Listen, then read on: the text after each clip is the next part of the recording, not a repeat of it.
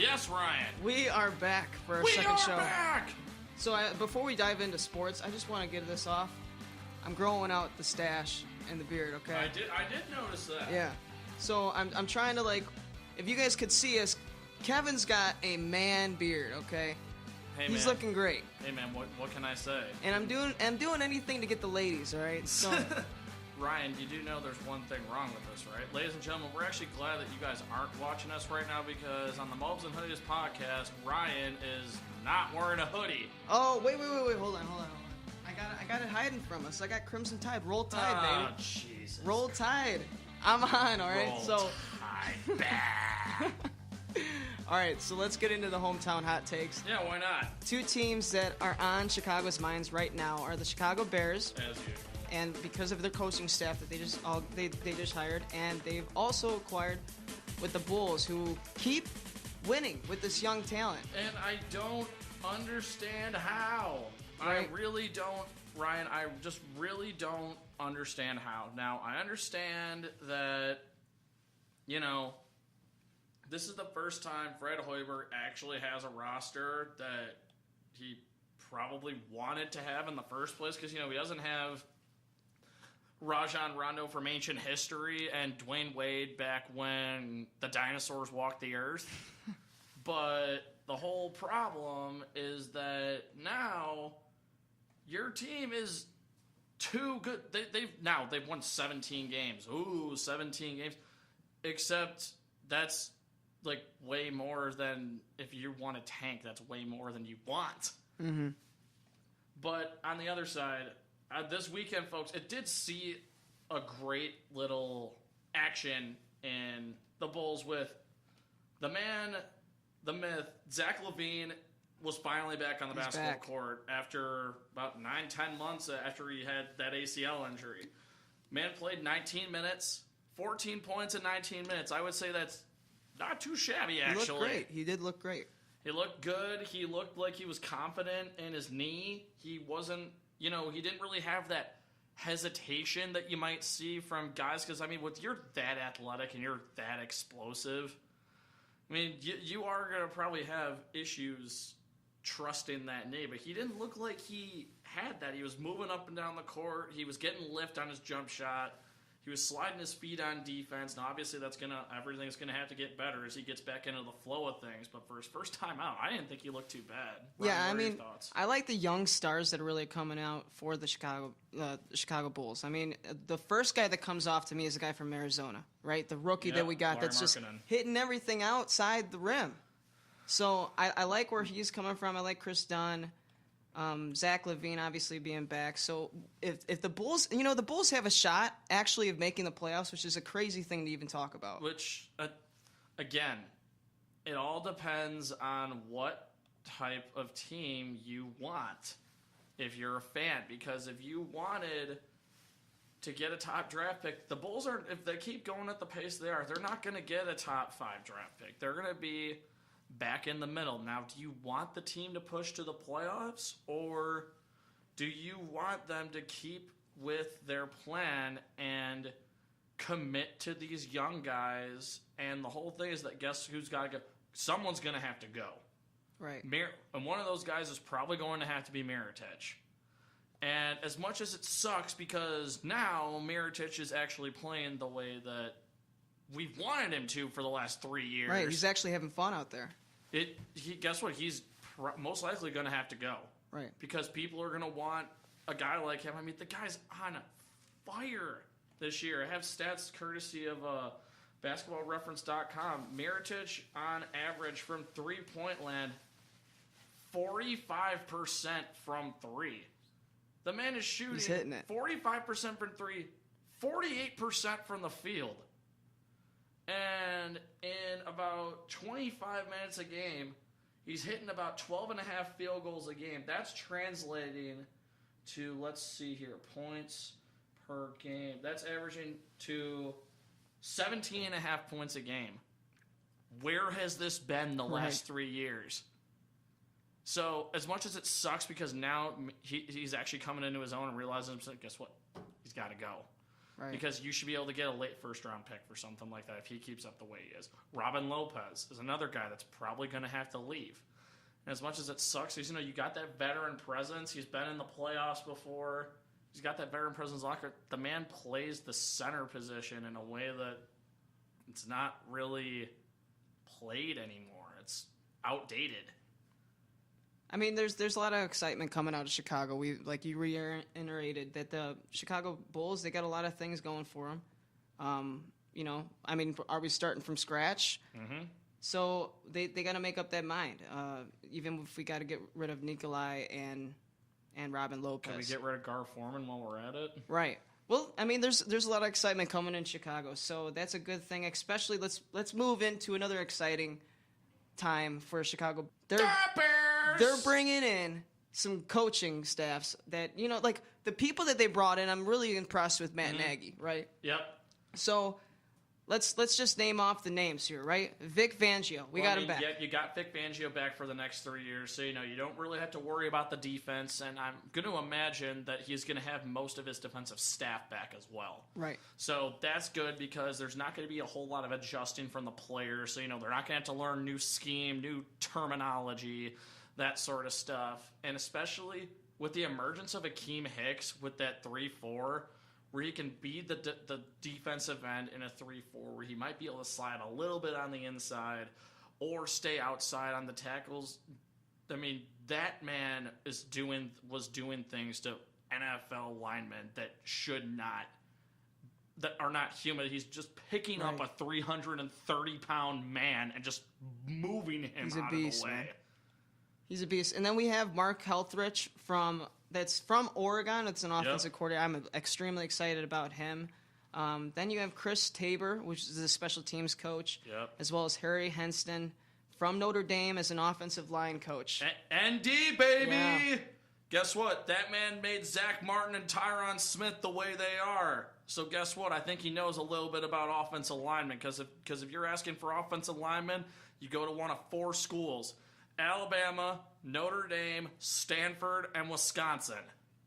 Right. And since he was in one of those teams I just mentioned, pretty sure the Bears are going to have something to work with right there.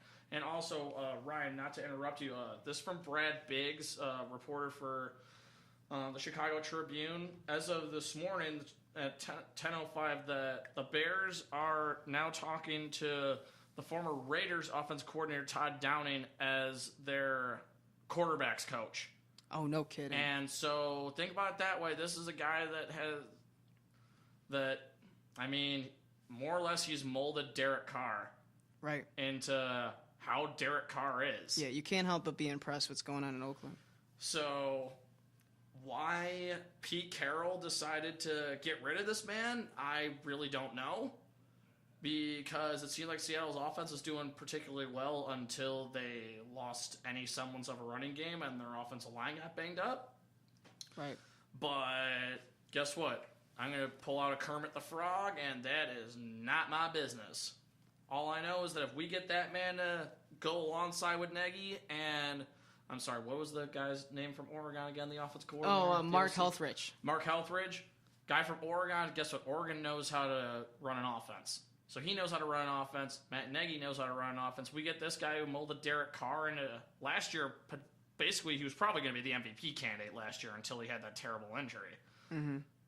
I think we might see just a tad bit improvement in Mitch Trubisky. And hopefully the offense Really, as a just whole. a tad. So that leads me into my next question. Are you impressed with the coaching staff that we've got thus far? So far, yes. Yes, I am. But as much as the Patriots fans would disagree with with this statement, coaches don't win games. Now their job is to prepare the players, but guess what? You still got to have players. And I don't care how many guys you have coaching Trubisky, you need to give him someone to throw the ball to. Which now the ball is in Ryan Pace's corner because this man needs to go out and get receivers. He needs to go out and get playmakers on the outside. You cannot solely rely on Tariq Cohen to be your most explosive player. I'm sorry, you can't. Right. He's not a Wes Welker. Wes Welker's one of the best slot guys to ever do it, in my opinion. Right. He's not a Wes Welker. He's a very good player. He's a good athlete. But we need receivers, and we need them now. That means draft picks, and that especially means free agency, which means we're going to figure out how good the Bears are at evaluating talent. Because I heard a discussion earlier on ESPN 1000. Look how good the Steelers are at getting receivers. Think about it. Way back when Big Ben first started, you had Plexico Burress. You had Emmanuel Sanders, Hines Ward, Right. Santonio Holmes, and then guess what? They moved out. Martavis Bryant, Juju Smith-Schuster, and Antonio Brown. You realize Antonio Brown was a 6th-round draft pick. A 6th-round draft pick. He's a gem, man. He's a gem. Hines Ward played quarterback for his first 2 years of college Right. at Georgia. Yeah, I mean, that starts first with evaluating talent. I mean, we already reiterated that I like Helfrich from Oregon. Mm-hmm. I like where he's from. It's his first job in the NFL. He Yes, has sir. worked under Eagles coach, former Eagles coach Chip Kelly, and as well as Buccaneers coach Dirk Corder. Helfrich brings a West Coast style to the Bears, which I'm excited for. And with development of Trubisky being a huge concern heading into the season, I think that he's going to be a big asset coming out into the NFL. Mm-hmm. So in the NFL, we see that the passing game is obviously a huge platform, Yes, right? sir. And that's what we're really, because we already have a great running game. Yep. I mean, you can't deny that. No. So I think that, again, I think Helfrich from Oregon is going to be a huge And guess step how forward. good that running game is going to be if you have a passing game to complement it, so that way you don't just stick 9 people in the box and sit and have 2 Right. safeties back there and just say, try to beat us. Keep people on your toes is all I'm saying. So then let's move into the NFL playoffs. We had a great weekend of games. ladies and gentlemen. Playoffs? Playoffs? What you talking about the playoffs? So what did you think, Kevin? Okay, so everyone knows, obviously the Minnesota game, that's Unbelievable. that was unbelievable. Anyone who's going to dog Marcus Williams saying, oh, what was he hitting at? I heard Shannon Sharp say he hit what he saw, and it was a bad form. It was bad form because, he had his head down and his butt up. That's not how you tackle people. But where in God's name is everybody else on the team? I don't care what down it is, how many yards you need to give up. Why is he guarding Stephon Diggs, the best receiver on either team, one-on-one when you know they're going to throw it deep? Right. What I would have done, they were more concerned about protecting the sideline than they were stopping the ball. It was in my unbelievable. opinion. That game, for instance, you can't, if you're looking at the way that he tried to tackle out, obviously he was trying to make, because if I had to look at it, he's trying to keep him in bounds, And right? also, it looked like he didn't know when he could hit him because of pass interference. Right. Which is another reason why the way the game has started to evolve, DBs pass interference is just as inconsistently called as anything else now. Right. So you don't know, and that's part of the problem. Especially, I think it was just a case that Marcus Williams, there was 50,000 different scenarios going on in his head that I have to watch the quarterback, move my hips, watch Stephon Diggs' hips to see him break on his route, try to keep him in bounds. Should I hit him out of bounds? Should I hit him now? Should I wait till he catches the ball? Should I wait till he comes down? That I feel like he just had too many thoughts around his head, and he just flat out missed the target. And it sucks because that man is made the all-rookie team this year. He was Right. a great He had player. a great season. He had 5 interceptions this year as a rookie, including the one he had in the playoffs. Mm-hmm. And that's going to be an instant classic game. For me, the game that I enjoyed watching the most was the Jags and the Steelers. And say what you want about the Jags and Blake Bortles not being that good of being a subpar. Guess what? The bottom line is Blake Bortles went into Heinz Field, where the Steelers do not lose. They do not lose at Heinz Field. And he outplayed Big Ben. He outplayed him. And as much as it's If you look at the numbers, he didn't really outplay him. He only threw, I think, for 200 and some odd yards and 2 scores. And, he got helped by his defense who had scoop and score. Mm-hmm. But he didn't turn the ball over. And guess what? Big Ben and company put up 44. He put up 45. As far as I'm concerned, Blake Bortles outplayed Big Ben, even though Big Ben threw 5 touchdowns. That Steelers defense looked old, lost, and honestly, they looked like they didn't expect that to be a game. Right. Which... they were looking past him. Mike Tomlin has something to answer for before anybody else on his team. Because that's the head coach allowing his team to look past Jacksonville with players saying, we're going to have back-to-back revenge games. No, you don't. Guess what? You still got to play another game before you take on the Patriots. Right. And I'm just going to say this now. Guess what? You were probably going to lose to the Patriots anyway, because we all know that under Mike Tomlin, you guys can't win away from home. They can't. Also, I got another stat for you. I don't go with the glasses on this one again, to quote Tony Kornheiser. The Jags are now 4-1 against Big Ben all time at Heinz Field. 4-1. It's a pretty good record. 2 times, 2 of those games now have been playoff wins.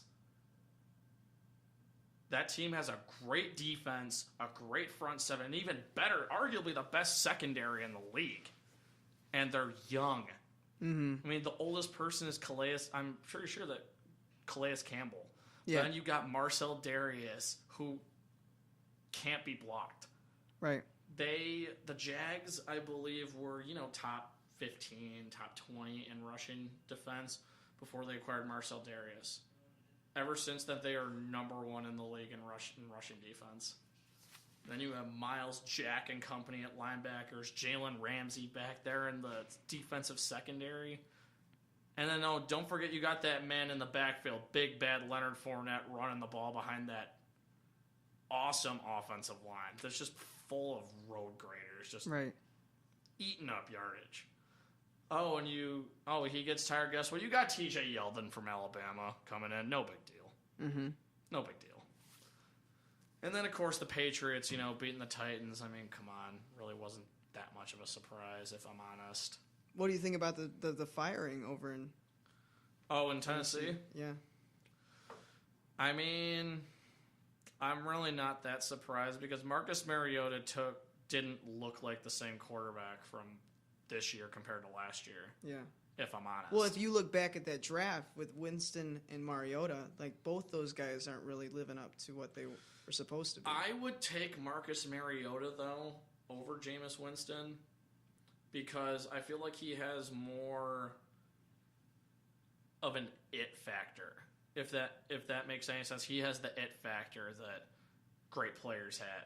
Jameis Winston, don't get me wrong, Jameis Winston was a fantastic player in college. And he can step up and he can throw the ball. He can make NFL throws. But I feel like he just doesn't have... I don't know. It's just like there's something missing from his game that I just can't put my finger on. But I would just take Mariota over Winston. Yeah.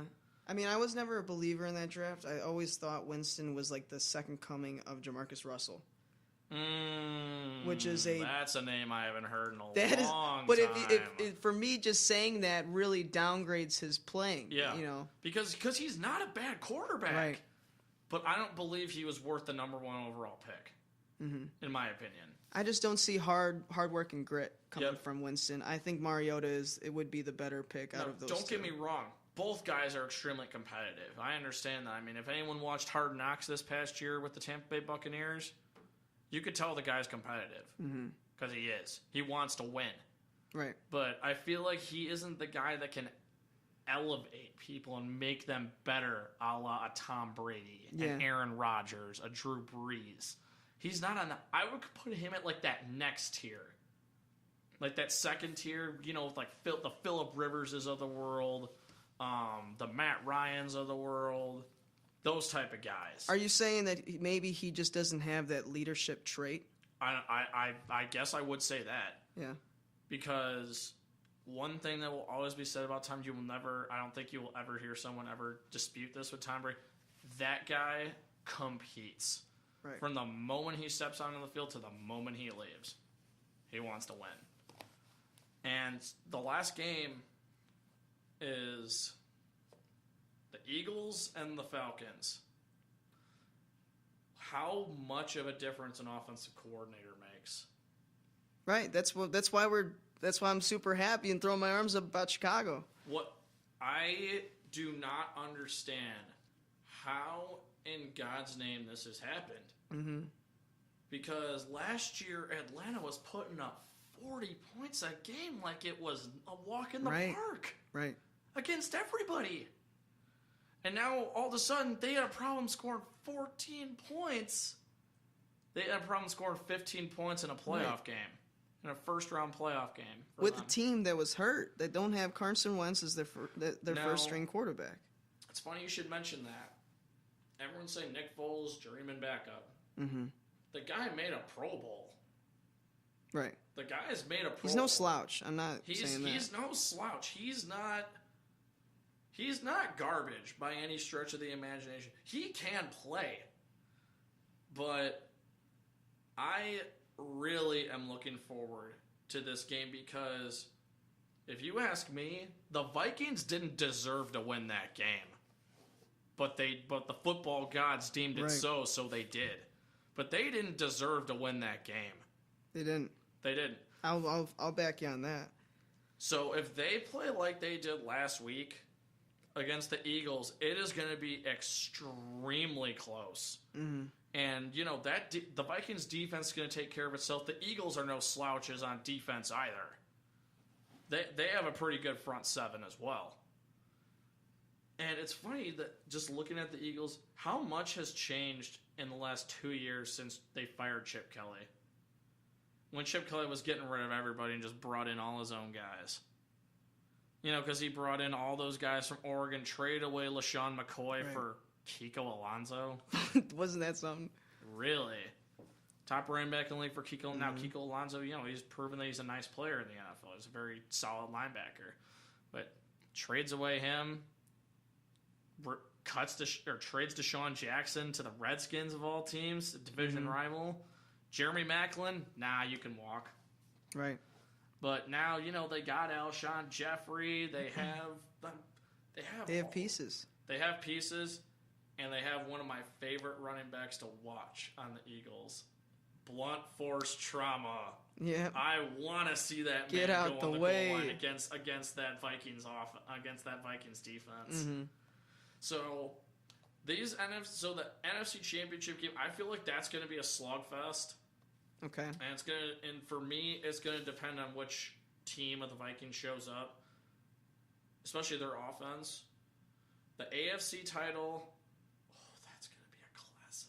Mm-hmm. It's all going to depend on how good that pass rush is going to be for the Jaguars. Right. Because Tom Brady can step up, but if Calais Campbell and Marcel Darius and company, if they can get pressure up the middle and Brady can't step up, then they might have a chance and they might be able to force Tom Brady into a mistake.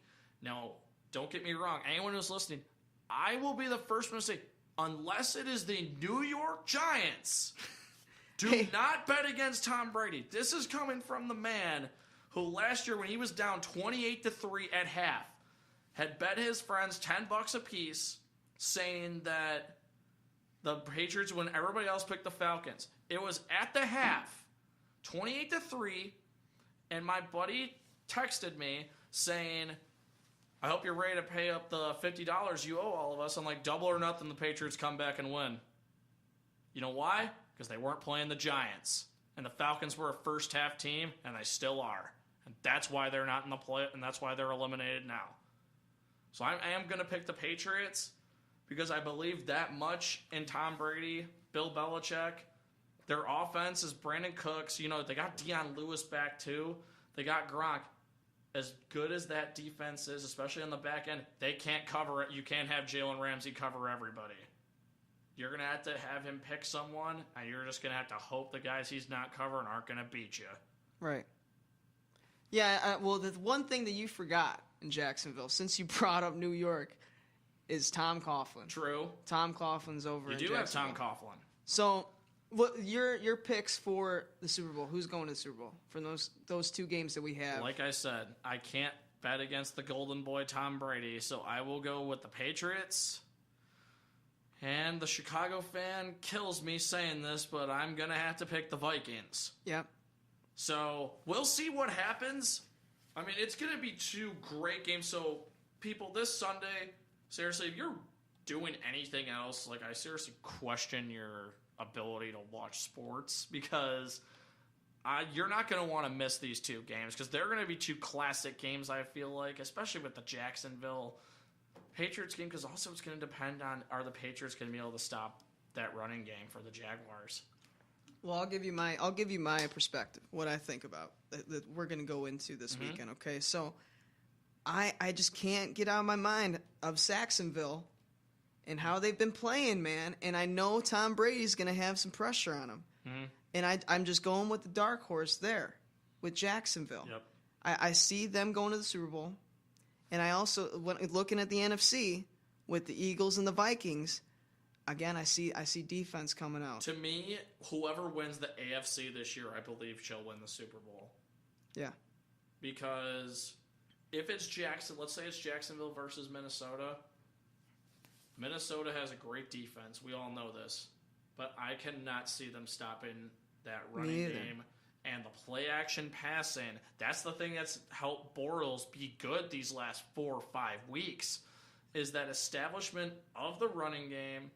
They've given him some short routes early, nothing too complicated to get his confidence up, to get his rhythm up. And then guess what? Play-action pass, boom, over the top. Guess what? You're keyed in on Leonard Fournette while the tight end just sneaks down the seam for 15 yards. 15 yards here, 10 yards there, 8 yards there. Fournette gashes you for an 8-yard run. TJ Yeldon comes in relief. So if Jacksonville goes, I believe, like I said, either team that wins the AFC, I believe, shall win the Super Bowl because I cannot see an undermanned Eagles team beating either of them. Right. You just want a competitive Super Bowl. I just want exactly a competitive Super Bowl. Yeah. As it usually is. I mean, there really isn't that many times when the Super Bowl's a blowout. It looked like we were going to get one last year. But, I mean, that came down to the wire just as much as anybody else. So, football has a way of weeding out those who don't deserve to be there, and it always usually comes down to the best two teams, regardless of what we as humans think about it, because the football gods are on another level. Mm-hmm. Well, that's why I'm rooting for the underdogs here. I really, you know how cool it would be to have Jacksonville and Minnesota there, and you have two teams that have never won a Super Bowl. Three out of the 4 that have never won a Super Bowl. True. And I low-key want, if Jacksonville gets there, I really want them to win because when they were an expansion team under Tom Coughlin, their first head coach, you remember, when they had your Fred Taylor, your Mark Brunell, your Keenan McCardle, your Jimmy Smith, and that team was so talented, and they just ran into John Elway and Terrell Davis. Right.